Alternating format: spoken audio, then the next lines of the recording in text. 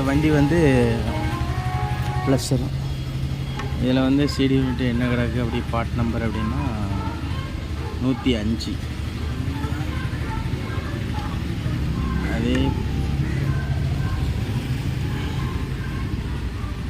52042 இது வந்து INL பிராண்டில் இந்த நம்பர் வரும். நியூ ப்ளஸ் இருக்குன்னு போட்டிருக்கோம். ஆனால் ஸ்டார்டிங் ஆயில் டைப் அதே தான் கிடைக்கு.